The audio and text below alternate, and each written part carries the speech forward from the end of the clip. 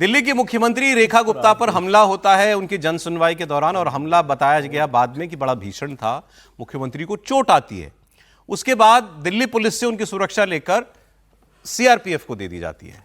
Z category CRPF की सुरक्षा उनको दे दी जाती है। दिल्ली के पुलिस कमिश्नर का भी उसी के अगले दिन या एक दो दिन बाद कुर्सी बदल दी जाती है, नए पुलिस कमिश्नर आ जाते हैं।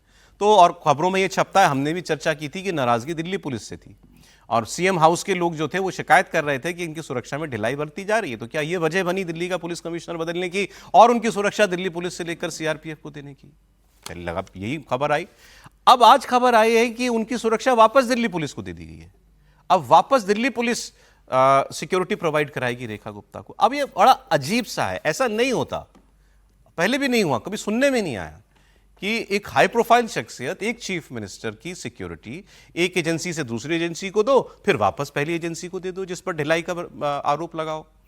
तो अब ये क्या दिल्ली पुलिस की छवि को जो झटका लगा उससे वो उबारने के लिए दिल्ली पुलिस के क्या कमिश्नर साहब ने कहा कि नहीं साहब ये जिम्मा हमारे पास रहने दीजिए? क्या वजह रही? ये फैसला होम मिनिस्ट्री का है ना सर?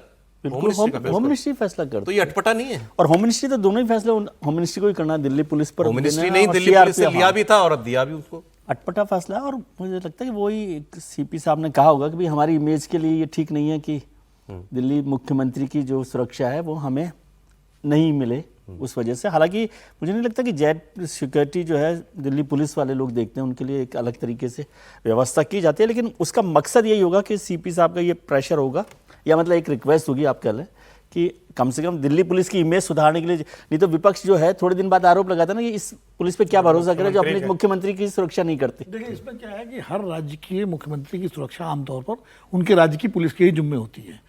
योगी जी की सुरक्षा में उत्तर प्रदेश पुलिस है, देवेंद्र फडणवीस की सुरक्षा महाराष्ट्र पुलिस है। तो वो यहाँ दिल्ली चूंकि एक अर्ध राज्य है तो दिल्ली पुलिस सुरक्षा करती रही है, एलजी की भी और उसकी भी।